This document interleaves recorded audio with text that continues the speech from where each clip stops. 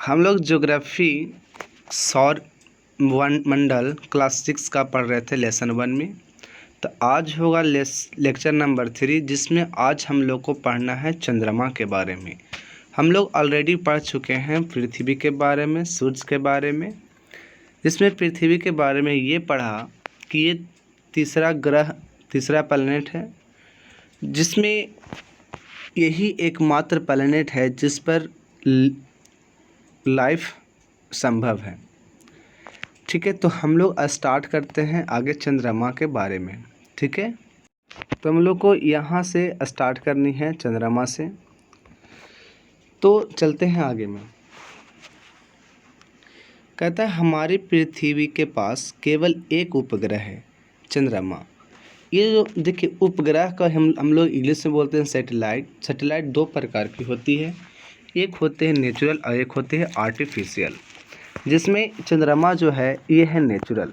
Artificial उसे कहते हैं जो मैन मेड होता है, जो आदमी के द्वारा बनाए गए होते हैं, ह्यूमंस के द्वारा, उसे कहते हैं आर्टिफिशियल। जो कि आर्यभट्ट एक इंडिया का ही सैटेलाइट है।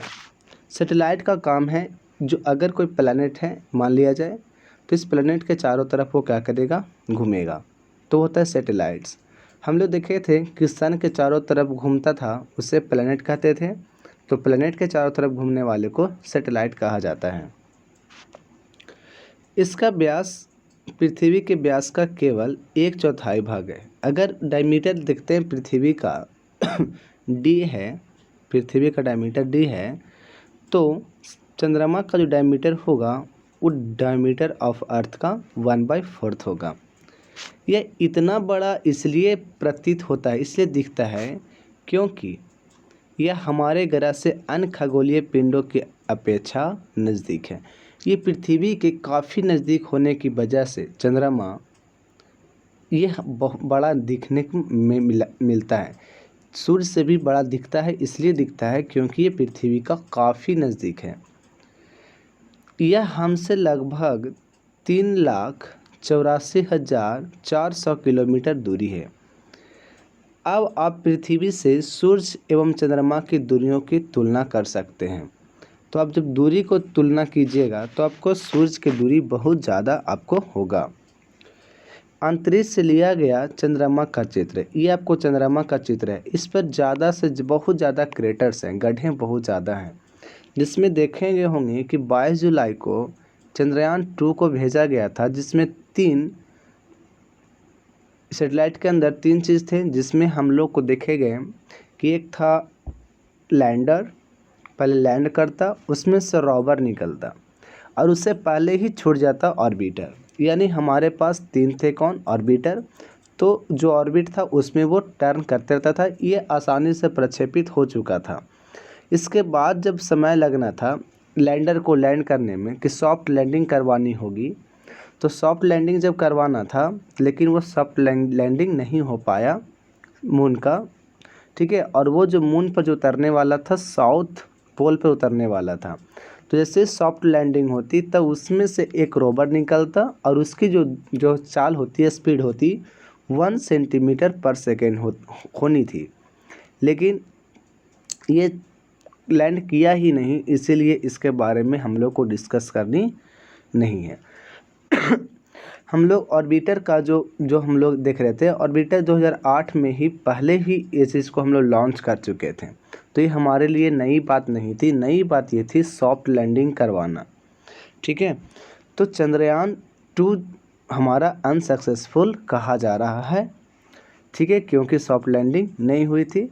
तो याद रखना था कि चंद्रयान 2 लॉन्च किया गया था 22 जुलाई को। पहले 17 जुलाई 18 जुलाई को लॉन्च करनी थी, लेकिन कुछ प्रॉब्लम था टेक्निकल, जिससे कि रिमबड़ी कर करके 22 जुलाई को प्रक्षेपित कर दिया गया था। ठीक है, उसी में हम लोग प्रज्ञान एक का नाम था और एक का नाम था विक्रम। जो आपका प्रज्ञान था वो था लैंडर, और जो रोवर था उसका नाम था विक्रम। तो इस प्रकार से देखे थे कि उसमें जो सॉफ्ट लैंडिंग करवानी थी, तो वहाँ बहुत ज़्यादा गड्ढे थे। किस पे थे, चंद्रमा पे। याद रखनी है, चंद्रमा में बहुत सारे क्रेटर होते हैं, जो लगता है यहाँ से देखने के बाद कि चंद्रमा में काला काला जो धब्बा नज़र आता है, वो धब्बा क्या है, वो सब आपको वहाँ पे क्रेटर दिखने को मिलता है। खगोल उपग्रह क्या होता है, जरा सा उसके बारे में हम लोग देख लेते हैं। उपग्रह एक खगोलीय पिंड है जो ग्रहों के चारों उसी प्रकार चक्कर लगाता है जिस प्रकार ग्रह सूर्य के चारों ओर चक्कर लगाते हैं। बताए थे कि सॉरी बताए थे कि चंद्र अगर सूर्य ये है तो सूर्य के चारों तरफ जो लगाता है चक्कर उससे कहते हैं मतलब प्लैनेट्स। तो प्लैनेट के चारों तरफ अगर प्लैनेट है तो प्लैनेट के चारों तरफ भी कोई चक्कर लगाता है, उसी को हम लोग बोलते हैं उपग्रह यानी सैटेलाइट। मानव निर्मित उपग्रह क्या होता है, तो ये कृत्रिम पिंड है, यह बनाया गया पिंड है, यह वैज्ञानिक द्वारा बनाया गया है जिसका उपयोग ब्रह्मांड के बारे में जानकारी प्राप्त करने एवं पृथ्वी पर संचार माध्यम के लिए किया जाता है। इसे रॉकेट के द्वारा अंतरिक्ष में भेजा जाता है एवं पृथ्वी की कक्षा में स्थापित कर दिया जाता है। अंतरिक्ष में उपस्थित कुछ भारतीय उपग्रह भी हैं, जैसे इनसेट हो गया, IRS हो गया, एडुसेट हो गया, ठीक है, ये सब नाम है ठीक है, जो कि वहाँ पहुँचा दिए गए हैं। देखिए जो हम लोग को PSLV होता है, GSLV होता है, तो इस बार जो भेजा गया था चंद्रयान वो GSLV Mark 3 के द्वारा भेजा गया था, जिसे मोटा हाथी के नाम से भी जाना जा रहा था। ठीक है, तो ये सब जो भी मानव निर्मित है वो वैज्ञानिक द्वारा तैयार किया जाता है, जिससे हमारा चंद्रयान 2 इसरो के द्वारा तैयार किया गया था। ठीक है, तो यहाँ पर मानव निर्मित हो तो ये सब क्यों हम लोग भेजते हैं, तो किसी के वहाँ जाने के बाद जो भी वहाँ ब्रह्मांड है उसके बारे में वो मतलब कोई भी चीज़ जो जानकारी है कि हाँ वहाँ पे रहने लायक है कुछ, या हवा है नहीं है, वहाँ का जगह कैसा है, ये सब को उसने बताता है, वहाँ का फ़ोटो खींच करके भेजता है। तब ही पता, जैसे चंद्रयान 1 जब गया था उसी के द्वारा बहुत सारे फ़ोटो आए थे और उसके आधार पे नेक्स्ट का प्रोग्राम रखा गया था चंद्रयान 2। और जो चंद्रयान 1 था उसका लिया हुआ फ़ोटो से बहुत सारे देश को भी फ़ायदा हुआ था। ठीक है, कि आगे वहाँ पर खोज करने के लिए, जिससे वहाँ पे खोज हुई थी कि साउथ वाला जो पोल था चंद्रमा का वहाँ पे आइस मिलने की संभावना थी, वहाँ पे बर्फ़ जमी हुई है ऐसा कहा जा रहा था। ठीक है, तो ये सब मानव के द्वारा बनाया रहता है, मानव निर्मित, जैसे आर्यभट्ट भी बताए थे। ठीक है, चलते हैं आगे।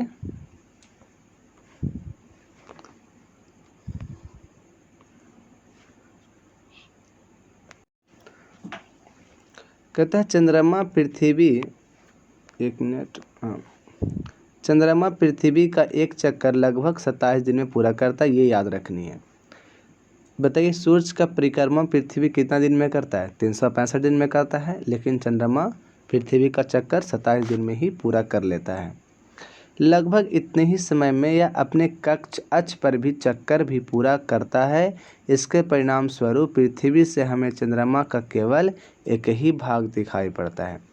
ठीक है, जैसे पृथ्वी को देखते हैं कि अपने अक्ष पे 24 घंटा में घूम लेता है, यानी एक दिन में घूमता है, लेकिन चंद्रमा 27 दिन में घूमता है, 27 दिन लगा देता है घूमने में एक चक्कर, और साथ ही साथ पृथ्वी के चारों तरफ भी राउंड लगाने में 27 दिन का ही समय लेता है। इसी वजह से पृथ्वी का जो भी पार्ट आदमी है या ह्यूमंस हैं वो सब चंद्रमा का एक ही भाग देख पाते हैं, क्योंकि वो पूरा वो घूम नहीं पाता है एक दिन में। चंद्रमा की परिस्थिति जीवन के लिए अनुकूल नहीं है, वहाँ पे जीवन संभव नहीं है क्योंकि वहाँ पे हवा ही नहीं है। इसकी सतह पर पर्वत है, मैदान हैं एवं गड्ढे हैं जो चंद्रमा की सतह पर छाया बनाते हैं। पूर्णिमा के दिन चंद्रमा पर इनकी छाया को देखा जा सकता है। जो बताए थे ना कि वहाँ पे लगता है दाग के जैसा, वो क्रेटर दिखाई देता है, वही गड्ढा है वहाँ पे। ठीक है, इसलिए वहाँ पे जीवन संभव नहीं है, वहाँ पे हवा भी नहीं है, ये सब बहुत सारे वहाँ पर काउज हो जाते हैं, जिसके वजह से वहाँ पे रहना पॉसिबल नहीं है। तारों, ग्रहों एवं उपग्रहों के अतिरिक्त असंख्य छोटे पिंड भी हैं जो सूर्य के चारों ओर चक्कर लगाते हैं। बताए थे कॉमेट हो जाता है, ठीक है, फिर आपका एस्टेरॉयड था, वो सब भी छोटा छोटा जो कण हैं वो सब भी आपको धूलकण के जैसा नज़र आएंगे, लेकिन वो सब भी क्या करते हैं, सूर्य के चारों तरफ परिक्रमा करते हैं, जैसे कि परिक्रमा करता है अर्थ, उसी प्रकार से भी तो वो सब छोटे छोटे जो पिंड होते हैं उन्हीं पिंड को क्षुद्र ग्रह कहा जाता है। ये मंगल एवं बृहस्पति की कक्षाओं के बीच में पाए जाते हैं। बताए थे कि यहाँ पे अगर ये बुध के हो जाए, फिर आपको वेनस शुक्र हो जाए, ये अर्थ का हो जाए, और ये था मार्स का। और इसके बाद यहाँ जुपिटर की स्टार्ट होती है, सैटर्न की होती है, यूरेनस की होती है, नेपच्यून की होती है। तो ये जो आपको यहाँ पर लार्ज गैप नज़र आता है, इधर में इनर और प्लैनेट्स और यहाँ पे आउटर प्लैनेट्स, तो इसके बीच में ही अक्सर ये वाले पाए जाते हैं क्षुद्र ग्रह। अब उल्का पिंड क्या होता है? तो उल्का पिंड सूर्य के चारों अभी आगे पढ़ना बाकी है। वैज्ञानिकों के अनुसार क्षुद्र ग्रह का ही एक भाग होता है जो कि बहुत वर्ष पहले विस्फोट के बाद ग्रहों से टूट करके अलग हो गए हैं। ये ग्रह का ही कोई भाग था। तो इसी पृथ्वी पर तो ऐसा नहीं मिलेगा, लेकिन और भी तो ग्रह पर ऐसे ऐसे आपको मिलेंगे। जैसे बताया था कि सॉलिड के रूप में जो ग्रह होते हैं इनर प्लैनेट्स होते हैं, और आउटर प्लैनेट्स जो होते हैं वो गैसों से बने होते हैं। तो ये जो आपको अगर प्लैनेट्स यहाँ पर सॉलिड है, तो ये भी कोई ना कोई प्लैनेट से ही टूट करके बना है, बहुत दिन पहले, बहुत वर्ष पहले की बात है। अब हम लोग को पढ़ना है उल्का पिंड। उल्का पिंड क्या होता है? कहता है सूर्य के चारों ओर चक्कर लगाने वाले पत्थरों के छोटे छोटे टुकड़ों को, है ना, सूर्य के चारों ओर चक्कर लगाने वाले पत्थरों के छोटे छोटे टुकड़ों को उल्का पिंड कहते हैं। मतलब बहुत छोटा छोटा चक्कर, मतलब टुकड़ा रहता है, वो सभी क्या होते हैं ना कि सूर्य के ग्रेविटेशन के कारण से वो भी राउंड करते रहते हैं। तो वही कभी कभी ये उल्का पिंड पृथ्वी के इतने नज़दीक आ जाते हैं कि इनकी प्रवृत्ति पृथ्वी पर गिरने की होती है। बहुत नज़दीक होने के कारण से सूर्य की ग्रेविटेशन से ज़्यादा ग्रेविटेशन प्राप्त हो जाती है, किसकी? अर्थ की ग्रेविटेशन, जिससे कि अर्थ उसको खींच लेता है। यानी जब ये नज़दीक आएगा तभी ऐसा प्रक्रिया होती है। तो इस प्रक्रिया के दौरान वायु के साथ घर्षण हो जाता है, और घर्षण होने के कारण से गर्म हो जाता है, और गर्म होने के बाद ये जल जाता है, जिसके फलस्वरूप जब जलता है तो चमकदार एक प्रकाश उत्पन्न होती है उससे। कभी कभी कोई उल्का पूरी तरह जले भी ना, पृथ्वी पर भी गिर जाती है। अगर जल के गिर जाए तो कोई दिक्कत नहीं है, लेकिन बिना जले गिर जाती है, जिससे धरातल पर क्या हो जाते हैं? गड्ढे बन जाते हैं। ठीक है, एकदम आग का दहकता हुआ गोला अगर गिर जाए तो क्या होगा? वो तो गड्ढा बनाएगा ही। तो वही बात है कि अगर वो डायरेक्ट गिरता, मतलब जल कर गिरता, तो कोई प्रभाव उतना नहीं पड़ता, लेकिन इस एक जो गिरता है बिना जले हुए, तो जहाँ पे गिरेगा उस जगह पर क्या करेगा? थोड़ा सा गड्ढा कर देगा। क्या अपने तारों वाले खुले आकाश में एक ओर से दूसरी ओर तक फैली चौड़ी सफ़ेद पट्टी की तरह एक चमकदार रास्ते को देखा है? यह लाखों तारों का समूह होता है। यही पट्टी आकाश गंगा यानी मिल्की वे है। तुम लगेगा कि एकदम एक दूर, मतलब उजला उजला एकदम चमकता हुआ एक बेल्ट के जैसा नज़र आएगा। ठीक है, तो वही बेल्ट का जैसे नज़र आएगा, तो वही हमारी क्या होती है? आकाश गंगा होती है। हमारा सौरमंडल इस आकाश गंगा का एक भाग है। ठीक है, बहुत सारे गैलेक्सीज हैं, उस गैलेक्सी का एक भाग है। प्राचीन भारत में इसकी कल्पना आकाश में प्रकाश की एक बहती नदी से की गई थी। ये बहती नदी है, ऐसा बताया गया था कि नदी वहाँ पे है, लेकिन प्रकाश की नदी है, जो कि नदी में क्या होगा? पानी बहती है, लेकिन वहाँ पे प्रकाश बह रही है। इस प्रकार इसका नाम क्या पड़ गया? आकाश गंगा। गंगा मतलब हमारा जो गंगा, उसमें पानी बहती है, नदी के रूप में दिया गया। वहाँ पे नदी को जो बोल दिया गया कि आकाश में प्रकाश को बहने वाली नदी है, यानी उसी को बोल दिया आकाश में गंगा है वो। आकाश गंगा करोड़ों तारों, बादलों तथा गैसों की एक प्रणाली है। इस प्रकार की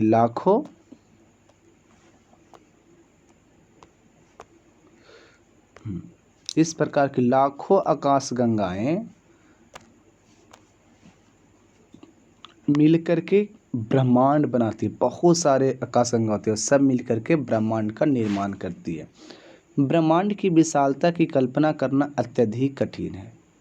कि कितना बड़ा है ये हम नहीं कह सकते, अंदाज भी नहीं लगा सकते। जितना हम सोच पाएंगे उससे कई गुना ज़्यादा बड़ा हो सकता है। वैज्ञानिक अभी भी इसके बारे में अधिक से अधिक जानकारी एकत्र करने में जुटे हैं, अभी उनकी हाथ नहीं लगी है। इसके आकार के संबंध में हमें कोई जानकारी नहीं है कि कितना बड़ा है, लेकिन फिर भी हम जानते हैं कि हम सभी इसी ब्रह्मांड का हिस्सा हैं। हाँ, ये हम समझ के चल रहे हैं कि हम ही ब्रह्मांड के हिस्सा हैं, लेकिन कितना बड़ा है हम इसे बता नहीं सकते हैं। जैसे यहाँ पर क्या है, ये हम हैं, उसके बाद मतलब कोई भी ह्यूमन्स बीइंग होंगे, और ये कहाँ है, तो ये पृथ्वी के अंदर है। पृथ्वी कहाँ है, तो सौर मंडल के अंदर है। सौर मंडल कहाँ था, तो आकाश गंगा के अंदर था। आकाश गंगा किसके अंदर था, तो ये ब्रह्मांड के अंदर था। देख रहे हैं ना, पहले कोई ह्यूमन बींग्स कहाँ पे है, तो पृथ्वी के अंदर में है। सौर मंडल का पृथ्वी कहाँ है, सौर मंडल के अंदर में। सौर मंडल कहाँ था, आकाश गंगा के अंदर में। आकाश गंगा कहाँ था, तो ये ब्रह्मांड के अंदर में था। क्या आप ब्रह्मांड के साथ अपना संबंध बता सकते हैं, जो कि हम लोग देख चुके हैं। आप पृथ्वी पर हैं तथा पृथ्वी सौर मंडल का एक भाग है। पृथ्वी पर हैं, लेकिन पृथ्वी किसका भाग है, सौर मंडल का भाग है। और हमारा सौर मंडल आकाश गंगा का भाग है ना। जो ब्रह्मांड का हिस्सा आकाश गंगा ब्रह्मांड का हिस्सा है। तो ब्रह्मांड से जुड़े इस तथ्य पर विचार कीजिए कि इसमें लाखों आकाश गंगाएं मौजूद हैं। इस चित्र में आपका स्थान कहाँ है। सोचिए, ऐसे ऐसे आकाश गंगा कितने हैं, बहुत सारे हैं। और जब बहुत सारे, उसमें बताइए कि आपका स्थान कहाँ है, यानी कितना हम उसके कंपेयर में कितना छोटे हैं। तो आपका कुछ अब अभ्यास रहेगा, आप इसको बना करके आना है। ग्रह और तारे में अंतर क्या है, तो हम लोग डिस्कस कर चुके हैं। पता ही है कि ग्रह में क्या होते हैं, तो एक उसका अपना प्रकाश नहीं होता, ठीक है, उसके पास हीट नहीं होती, तारे में होते हैं। ये सब अंतर आपको लिखने हैं। सौर मंडल से क्या समझते, तो सौर परिवार में जो भी उसके अंतर्गत आता है 8 ग्रह होते हैं, प्लैनेट सैटेलाइट होते हैं, सबको हम बता देनी है। सूर्य से उनकी दूरी के अनुसार सभी ग्रहों का नाम लिखना है। जैसे आप लोगों को बताया गया था कि सभी ग्रह में कौन कौन है, आपको 8 ग्रह होते हैं, तो सभी को इस प्रकार से नाम भी लिख देना होता है। पृथ्वी की अद्भुत ग्रह क्यों कहा जाता है, क्योंकि हम जानते हैं कि यहीं पर एक लाइफ संभव है। हम हमेशा चंद्रमा को एक ही भाग क्यों देख पाते हैं, क्योंकि ये जानते हैं कि 27 दिन में ही एक बार ये अपने अक्ष पर भी घूम पाता है। ब्रह्मांड क्या है, तो पता है कि जितना भी जो भी चीज़ हम लोग आकाश में देखते हैं, आकाश में देखते क्या, अगर हम भी हैं तो हम भी एक ब्रह्मांड का हिस्सा हैं। अब क्वेश्चन है कि किस ग्रह को पृथ्वी के जुड़वा ग्रह के नाम से जाना जाता है, तो आप इसको बना कर लाना है। सूर्य का तीसरे सबसे नजदीक ग्रह कौन सा, ये भी आपको बनाना है। तो इस प्रकार से आपको यहाँ पर सभी ग्रह सूर्य के चारों ओर किस प्रकार के पथ पर चक्कर लगाते हैं।